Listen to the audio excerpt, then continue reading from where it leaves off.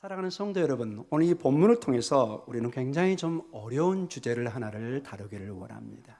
저희가 계속 강해 설교를 해가기 때문에 그때마다 본문에서 나오는 중요한 주제들이 있는 것을 보게 됩니다. 여러분, 우리는 교회의 사명으로 전도, 복음, 오늘 우리가 동영상도 봤지만은 하나님의 말씀을 땅끝까지 전해야 되는 중대한 명령을 받고 있습니다. 이 복음 때문에 이 교회는 세상에 일반 사교 어떤 개인적인 어떤 미팅과 모임과는 전혀 성격이 다른 것입니다.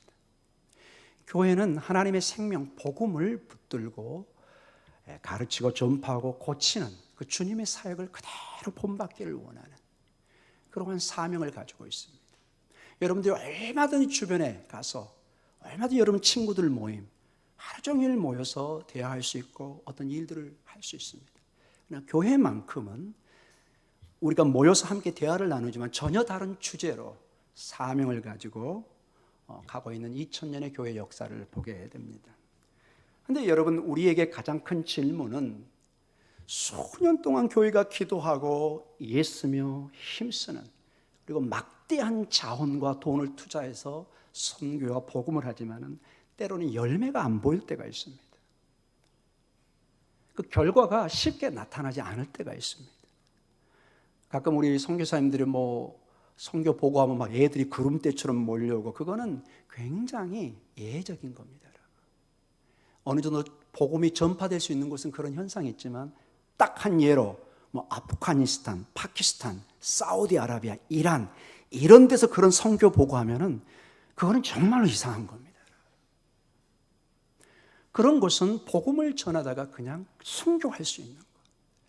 가끔 우리 간증도 듣지만은 예수를 믿는 순간 그 오빠가 여동생을 명예살인을 해버립니다.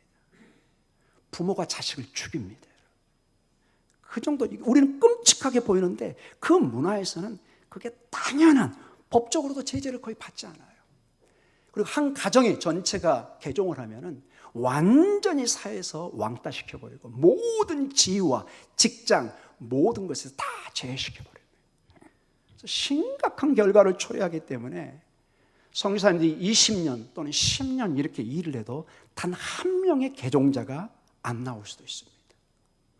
그래서 이 모슬렘 지역, 아랍 지역으로 선교사를 파송할 때는 여러분 엄청난 주일학교에 보고 개종자 이거 바라고 보내면은 거의 실패하십니다. 없어요, 여러분. 만약에 수많은 개종자가 나왔다, 이거는 정말로 특이한 일이든지 아니면 그 선교사가 거짓 선교 보고를 하고 있는 것입니다. 현실이 그렇습니다, 여러분. 여러분, 북한에 파견되어 있는 북한에 엄청난 복음의 역사가 있다, 보고되고 여러분, 지금 현실적으로 그 정치 속에 가능한 얘기입니까, 여러분? 전부 지하로 들어가 있는데 대놓고 복음을 전하거나 거의 목숨을 내놔야 되는 그런 상황인 것을 알게 됩니다. 자, 그래서 이 수십 년을 복음을 전하고 개인적으로 전도를 하고 선교일을 하는데 결실이 보이지 않을 때 우리는 때로는 인간적으로 의문을 갖게 됩니다. 과연 우리 교회가 이만큼 막대한 돈과 자원을 투자해서 선교일을 할 필요가 있는가? 이거 돈 낭비, 시간 낭비, 에너지 낭비 아닌가? 여러분, 이런 마음이 들까요, 안 들까요? 인간적으로 들 수 있다는 것입니다. 얼마든지 들 수 있습니다. 여러분, 비근한 예로 교회가 어려워지면 가장 먼저 어디서부터 여러분 재정에 손을 댈까요? 대답을 안 주시네요. 상당히 교회가 선교사들의 이것부터 손을 대기 시작합니다. 선교를 되게 끊기 시작합니다. 그 사례비를 줄이기 시작합니다. 그게 냉혹한 현실입니다. 자, 근데 문제는 이제 정말 중요한 주제로 들어갑니다.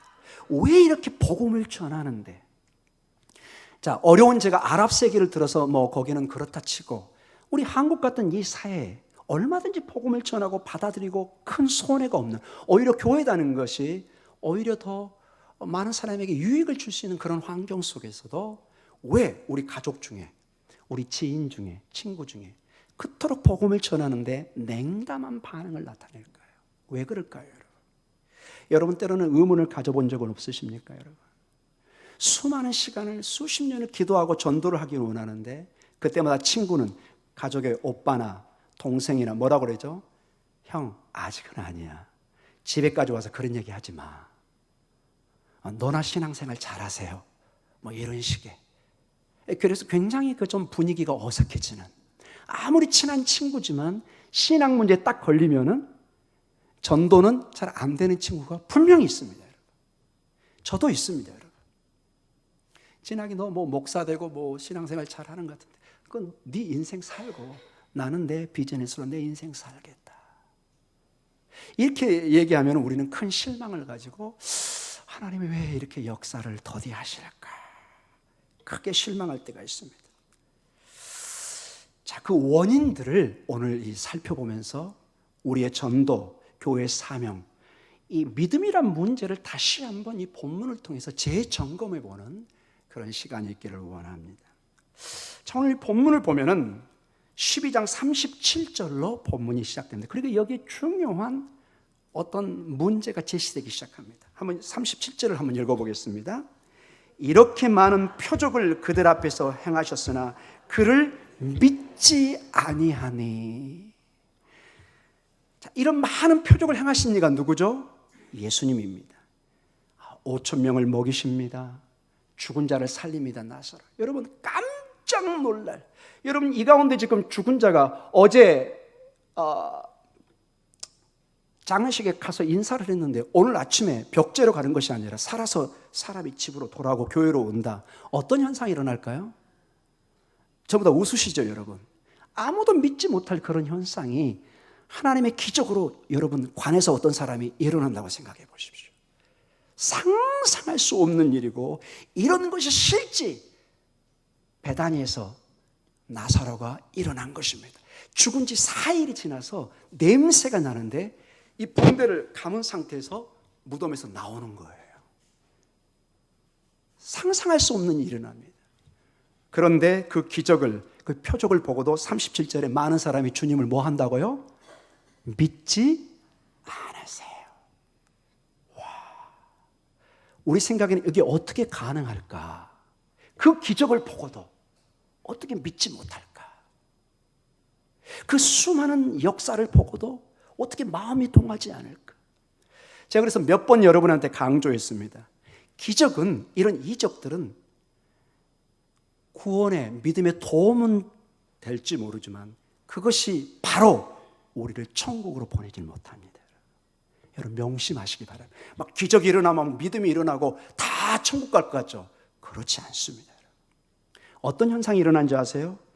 계속 기적을 원합니다. 조금 A라는 기적이 나면 내일 모레는 어떤 기적을 원할까요? 조금 센 기적을 원합니다. 여러분 출애굽의 광야에 이스라엘 백성들을 봐보세요. 그 기적을 보는데 그게 처음에는 놀라는데 나중에는 어때요? 만족을 못해요. 여러분 이스라엘 백성들은 홍해가 갈라지는 기적을 보았습니다. 뭐가 갈라지는요? 홍해가. 입이 쩍 벌어졌겠죠? 와. 그 기적을 보는 사람이 나중에 출애굽에서 어떻게 해요? 광야에서 불평하기 시작합니다.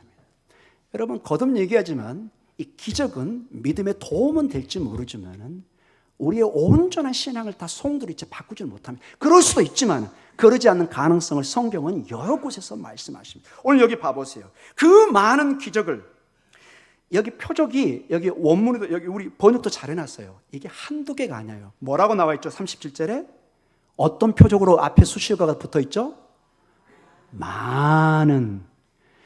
데이터가 충분해요. 한두 번 뭐 그럴 수도 있겠지. 대단하다. 이렇게 얘기할 수 있지만 이게 한두 개가 아니에요. 여러 기적이, 상상할 수 없는 기적이 일어나고 충분한 믿을 수 있는 데이터를 가지고 있어요. 그런데도 믿지 않아요. 원인이 어디 있냐 이거죠. 왜 사람이 이 놀라운, 여러분 기적, 예수님이 베풀었던 기적은 그 어떤 과학으로도 설명하기 힘든 그런 기적입니다. 그들은 볼 만큼 보았고 들을 만큼 들었습니다. 그럼에도 불구하고 충분한 정보를 가지고 있고 예수님이 어떤 능력을 가진 분이시고 예사롭지 않은 것을 알고 있으면서도 그들은 예수님을 믿지 않습니다. 그래서 종합적으로 우리가 불신앙, 신앙이 반대인 불신앙을 정의하면 이렇게 정의를 내릴 수 있습니다. 불신앙이라는 것은 하나님과 그의 말씀을, 예수님을 의식적으로, 의도적으로 거절하는 것입니다. 내가 그냥 못 들어서 몰라서가 아니라 그런 경우는 하나님의 자비가 있을 수 있죠. 그러나 충분히 기적을 체험하고 하나님의 역사가 임하고 정말로 하나님의 살아계신 것을 경험했는데도 예수님을 거절한다면 그거는 의도적으로, 고의적으로 예수님을 거절하는 것입니다. 그런 사람은 우리 인간편에서는 답이 없습니다. 여러분 창세기를 봐보십시오. 창세기 보면 하나님께서는 창세기 1장에 보면 다른 것이 아니라 말씀을 통해서 하나님이 천지를 창조하고 말씀을 통해서 생명을 부여하기 시작합니다. 모든 것을 말씀을 통해서 역사하십니다. 그래서 여러분 구약 전체를 보면 하나님은 말씀을 통해서 하나님의 축복, 구원, 생명의 도구를 사용하십니다. 그런데 신약 성경에 와서도 이것은 변함이 없습니다. 신약 성경에서도 보면은 놀랍게도 로마서에 보면은 하나님께서 말씀을 통해서 역사하시는데 특별히 이 말씀이 어떤 말씀인가를 구체적으로 얘기합니다. 로마서 10장 17절에 사도 바울의 계시 가운데 이렇게 우리에게 말씀해 주십니다. 로마서 10장 17절입니다. 같이 읽겠습니다. 그러므로 믿음은 들음에서 나며 들음은 그리스도의 말씀으로 말미암니라. 아멘. 믿음, 의인은 믿음으로 삽니다. 아멘이죠. 하박국서와 로마서 1장 17절에 신구약의 종합은 믿음인데 의인은, 하나님의 자녀는 믿음으로, 하나님을 믿음으로 구원을 받습니다. 근데 그 믿음이라는 게 들음에서 납니다. 하나님의 말씀을 들음으로써. 근데 그 들음, 하나님의 말씀의 핵심이 뭐냐? 그리스도의 말씀이라는 것입니다. 예수 그리스도, 그분이 하나님의 말씀이라는 것입니다. 여러분 우리가 지금 요한복음을 보아가고 있는데 요한복음 1장에 첫 페이지가 이렇게 시작합니다. 마치 창세기처럼 태초에 하나님의 말씀이 계셨고 그 말씀이 하나님과 함께 하시고 그 말씀은 곧 하나님이시니라. 자, 다시 합니다. 태초에 뭐가 있어요? 말씀이 계십니다. 그 말씀은 누구와 함께 있어요? 하나님과 함께 하세요. 그 말씀은 무엇이라고요? 누구시라고요? 하나님이십니다. 즉 구약에 그토록 소중한 생명의 말씀이, 창조의 말씀이, 생명의 말씀이 신약에 와보니까 예수 그리스도입니다. 그 말씀의 실체가 예수 그리스도고 이 예수 그리스도를 들음으로 그분을 믿음으로 우리가 믿음을 갖고 구원을 얻는다는 놀라운 진리를 말씀해 주고 있습니다. 그 말씀이 바로 예수 그리스도라는 것입니다. 그래서 하나님께서는 항상, 제가 항상이라는 단어를 씁니다. 항상 이 예수 그리스도와 그의 말씀을 통해서 역사하시고 생명과 구원을 우리에게 베풀어 주고 있는 것입니다. 그러므로 예수 그리스도를 믿는다는 것은 곧 하나님의 말씀을 받아들이는 것입니다. 반대로 하나님의 말씀을 받아들인다는 것은 곧 예수 그리스도와 그의 말씀을 생명으로 받아들인다는 것입니다. 그러므로 불신앙이라는 것은 예수님의 말씀을 거절하는 것이고 그것은 궁극적으로 하나님의 말씀을 거절하는 것과 동일한 것이다 이렇게 말씀하십니다. 자, 이제 점점 좀 어려운 질문을 하도록 하겠습니다. 여러분 한번 의문을 가져보십시오. 왜 그토록 많은 표적을 보는데도 예수님을, 하나님의 말씀을 믿지 못할까요? 왜 사람들은 예수님을 믿지 못할까요? 우리야 신앙을 가지고 교회에 와서 신앙생활하기 때문에 이게 의문이 안 됩니다. 그냥 믿어지는 거죠. 그러나 많은 사람들에게 복음을 전할 때, 믿지 못할 때 우리는 의문을 갖게 됩니다. 왜 사람들은 예수님을 믿지 못할까요? 여기에 대한 대답은 쉽지는 않습니다. 여러 다양한 대답을 줄 수 있을 것입니다. 그런데 오늘 본문을 통해서 보면은 놀라운 여기에 답을 주고 있습니다. 여러분 놀랍게도 하나님이 어떨 때는 어떤 사람들의 신앙의 마음과 눈을, 귀를 막아버린다는 것입니다. 이 예수님을 못 믿게 하는 것이 원인자가 누구일 수도 있다고요? 하나님일 수도 있다는 것입니다. 이거 충격적인 내용입니다, 여러분. 하나님이 때로는 사람의 마음을 완악하게 내버려 두십니다. 마치 바로처럼. 때로는 우리의 눈을 닫아버립니다. 때로는 우리의 귀를 닫아버립니다. 제 얘기가 아니라 오늘 요한복음 12장 38절과 40절을 통해서 너무나 충격적인 말씀을 주고 계십니다. 네, 좀 꺼주시기 바랍니다. 요한복음 12장 38절과 40절입니다. 같이 읽겠습니다. 이는 선지자 이사야의 말씀을 이루려 하심이라. 이르되 주여 우리에게서 들은 바를 누가 믿었으며 주의 팔이 누구에게 나타났나이까 하더이다. 그들이 능히 믿지 못한 것은 이 때문이니 곧 이사야가 다시 일렀으되 그들의 눈을 멀게 하시고 그들의 마음을 완고하게 하셨으니 이는 그들로 하여금 눈으로 보고 마음으로 깨닫고 돌이켜 내게 고침을 받지 못하게 하려 함이라 하였음이라. 읽는 그대로입니다. 하나님이 어떤 사람들이 하나님께 회개하고 돌아와서 고침을 막는 것을 하나님이 원치 않는다는 거예요. 자, 여기까지만 들으면 굉장히 오해가 될 소재, 굉장히 이해하기 힘든 본문의 내용을 주님이 인용하고 있습니다. 38절에 이사야의 말씀을 이루려 한다. 이거는 이사야 53장 1절을 인용한 것입니다. 이사야 53장 1절을. 그리고 오늘 40절, 눈을 멀게 하고 마음을 완고하게 하고 마음으로 깨닫지 못하게 하는 이것은 이사야 6장 10절의 말씀입니다. 동일하게 이사야의 그 위대한 선자의 계시의 말씀을 통해서 하나님께서 당신의 뜻을 보이시고 그 말씀을 오늘 성취한다 이렇게 말씀하고 있습니다. 즉 그들이 예수님을 믿지 못하는 이 불신앙이 사실은 어떻게 사용되느냐, 그들의 불신앙을 통해서 그들이 예수님을 믿지 않고 예수님을 신성 모독자로 보게 해가지고 예수님을 십자가에 못 박아 죽게 만드는 것, 이것이 하나님의 뜻이었다는 것입니다. 굉장히 충격적인 내용이죠, 여러분. 이게 이사야 선지자가 예언한 내용이라는 것입니다. 그들의 마음을 강팍하게 해가지고 예수님의 복음을 받아들이는 것이 아니라 예수님을 믿지 못하게 하고 예수님을 결국 십자가에 못 박게 하고 죽게 함으로 그 방법을 통해서 여러분과 저에게 생명의 구원의 길을 여셨다는 것입니다. 그래서 이러한 신앙을, 이런 내용을 보면 굉장히 어려운 질문을 할 수밖에 없어요. 만약에 그들이 불신앙이 예수님을 거절하는 예언의 성취를 이루는 데 필요한 것이었다면 우리는 정말 어려운 질문에 다시 접하게 됩니다. 하나님께서 그들의 불신앙을 계획하셨다는 것인가? 이 질문을 할 수밖에 없습니다.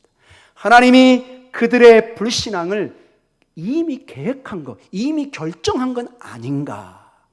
이렇게 질문할 수 있습니다. 여러분, 이 질문에 어떤 대답을 할 수 있을까요, 여러분? 제가 이 말씀을 통해서 하나님이 이 불신앙을 계획하셨다, 이미 결정하셨다, 결정하셨습니까? 이렇게 누가 묻는다면 그 대답은 뭐라고요, 여러분? 어떻게 대답하실까요? 따라해 보겠습니다. 그렇습니다. 아, 대답이 약하네요. 따라해 보겠습니다. 그렇습니다. 그렇습니다. 하나님이 결정하셨다니까요.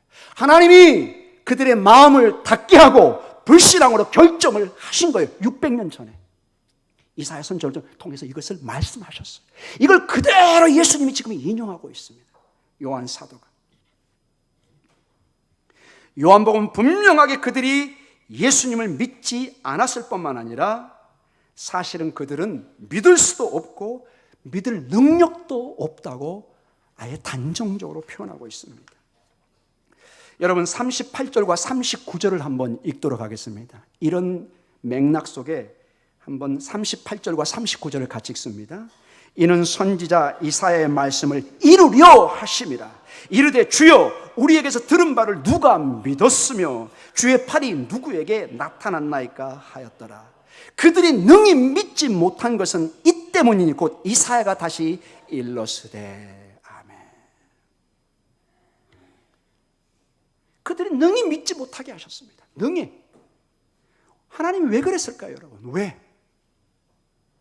요한은 이 어려운 질문에 스스로 다시 이사야를 통해서, 이사야 6장 10절을 통해서 응답하십니다. 왜 그렇게 하나님께서 그들의 눈을 어둡게 하고 마음을 강팍하게 했는가? 우리 요한복음 12장 40절입니다. 같이 읽습니다. 그들의 눈을 멀게 하시고 그들의 마음을 완고하게 하셨으니 이는 그들로 하여금 눈으로 보고 마음으로 깨닫고 돌이켜 내게 고침을 받지 못하게 하려 함이라 하였음이더라. 여러분, 여기에는 의심의 여지가 없이 매우 어려운 내용이지만 분명하게 적혀 있습니다. 그들이 예수님에게 와서, 하나님에게 와서 고침을 받는 걸 하나님이 원한다, 원치 않는다? 원치 않는다는 것입니다. 점점 어려운 주제로 가고 있습니다. 아니, 그렇다면 과연 뭐하러 우리가 선교를 하지? 뭐하러 그렇게 막대한 자원과 시간을 투자해서 전도를 하지? 하나님이 이미 선교의 길을 막아버리고 있는데, 마음을 완악하게 하고 있는데, 주님 앞에 돌아와서 고침을 받는 것을 원치 않는데, 이런 본문을 여러분 어떻게 이해하시겠습니까? 오늘 39절에 그들이 능히 믿지 못한 것은 이렇게 번역이 되어 있는데, 이걸 직역하면 이렇게도 해석할 수 있습니다. 여러분 적어 놓으셔도 됩니다. 그들이 믿을 수 있는 힘이 전혀 없다. 전혀 없다는 것입니다. 그들이 하나님을, 예수님을 믿을 힘이 뭐 한다고요? 전혀 없다는 것입니다. 전혀. 이걸 조금 더 의역을 하면 이렇게 말할 수 있습니다. 그들이 믿을 수 있는 것은 불가능하다. 뭐 하다고요? 불가능하다는 것입니다. 와, 점점 어려워집니다. 그들이 하나님을 믿을 수 있는 것이 불가능하다면 도대체 이 사람들에게 전도의 의미가 무엇일까? 선교의 의미가 무엇일까? 지금까지 여러분이 신앙생활하는 모든 신앙과 선교관, 사명을 송두리째 지금 도전하는 내용입니다. 근데 그 도전이 어떤 목사의 생각으로 여러분을 푸는 것이 아니라 성경의 본문이 아예 이사야 선자의 성취로 예수님께서 요한복음을 통해 이렇게 말씀하고 있다는 것입니다. 우리는 어떻게 이것을 이해해야 되겠습니까? 그래서 여러분, 이 믿음이라는 것은, 신앙이라는 것은 두 가지가 크게 관여되고 있는 것을 보게 됩니다. 신앙이라는 것은 하나님의 전적인 간섭하심과 역사가 없이는 그 누구도 스스로 믿을 수 없는 것을 알게 됩니다. 불가능하다는 것입니다. 비록 외면적으로는 내가 믿습니다, 나의 결단도 하는 것처럼 보지만 근본적으로 하나님이 나에게 믿음을 주지 않으면 나는 믿을 능력도 불가능하다는 것입니다. 그래서 여러분, 믿음은 하나님의 선물입니다. 한번 따라해 볼까요? 믿음은 하나님의 선물이다. 하나님이 역사하셔야 됩니다. 하나님이.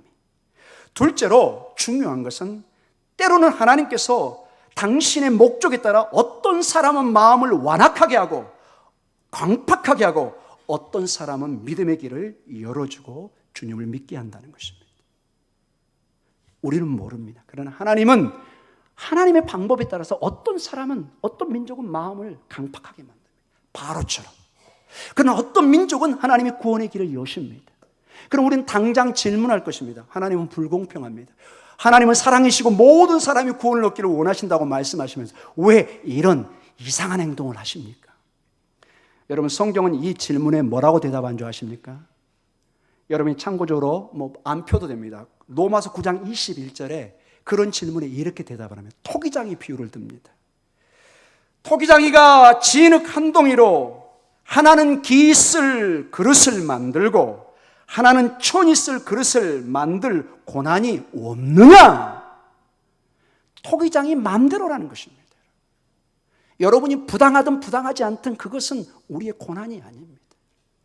여러분이 토기장에 가가지고 여러분이 오늘 이랬다 저랬다 간섭할 수 있나요? 여러분 매 맞고 나오십니다.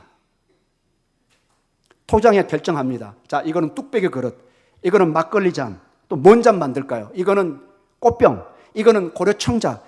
토기장의 마음이에요, 여러분. 그건 전적인 그 사람의 계획 속에 있는 것입니다. 우리가 가서 이래라 저래라 간섭할 수가 없는 것입니다. 그래서 여러분 점점점 이러한 내용이 우리에게 지금 불편합니다, 여러분. 하나님은 좋으신 분이고 안 그러실 것 같은데 왜 그러실까?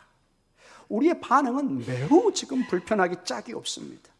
과연 그러면 우리 목동중앙교회는 선교를 계속 해야 되냐 말아야 되냐, 전도에 무슨 의미가 있느냐? 이미 하나님이 결정하시고 다 하나님의 목적 가운데 정하신 길을 우리가 어떻게 바꿀 수 있느냐, 이런 질문을 할 수 있습니다. 사랑하는 성도 여러분, 전도를, 선교를 그럼 포기해야 될까요? 하나님 다 지금 이미 다 정해놨는데 어떠신가요, 여러분?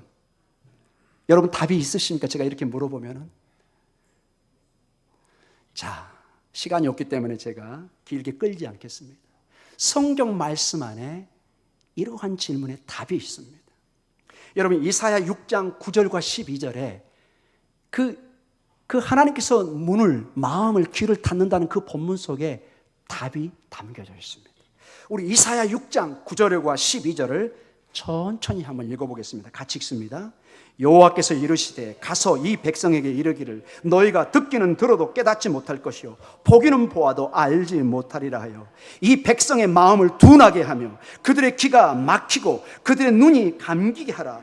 염려하건대 그들의 눈으로 보고 귀로 듣고 마음으로 깨닫고 다시 돌아와 고침을 받을까 하노라 하시기로. 자, 여기까지는 하나님이 닫으시죠. 자, 그런데 11절부터 그래서 너무 이상해서 이사야가 묻기 시작합니다. 같이 읽습니다. 내가 이르되 주여 어느 때까지니까 하였더니 주께서 대답하시되 성읍들은 황폐하여 주민이 없으며 가옥들은 사람이 없고 이 토지는 황폐하게 되며 12절 중요합니다. 여호와께서 사람들을 멀리 옮기셔서 이 땅 가운데 황폐한 곳이 많을 때까지니라. 때가 나옵니다. 어느 때까지입니까? 하나님 계속해서 당신의 백성을 이렇게 심판하실 것입니까? 계속 문을 닫으실 것입니까? 하나님 어느 때까지입니까? Until when? 언제까지입니까? 여호와의 대답에 이렇게 얘기합니다.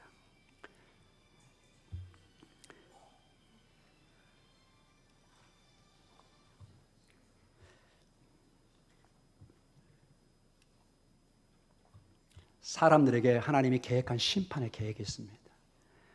사람들을 멀리 옮겨서, 나중에 포로의 얘기죠.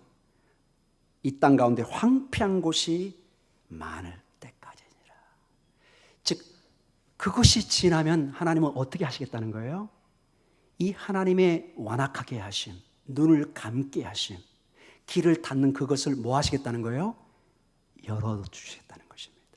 다시 구원의 소식을 열어주겠다는 것입니다. 그래서 여러분, 하나님의 이 심판, 우리의 마음을 닫고 완악하게 하고 눈을 닫고 귀를 닫는 것은 temporary, 임시적이라는 것입니다. 따라해볼까요? 임시적이다. 여기에 우리의 희망이 있습니다. 하나님이 영원히 한 사람을 닫아버리고 너는 끝까지 지옥 가라, 이게 아니라 하나님의 심판이 끝나면 이건 우리는 알 수 없습니다. 하나님이 문을 여신다는 것입니다. 구원의 길을 여신다는 것입니다.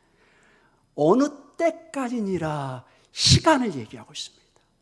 잠시 하나님의 계획 속에 심판이 있지만은 이것이 정리되면 하나님은 구원의 길을 여신다는 것입니다.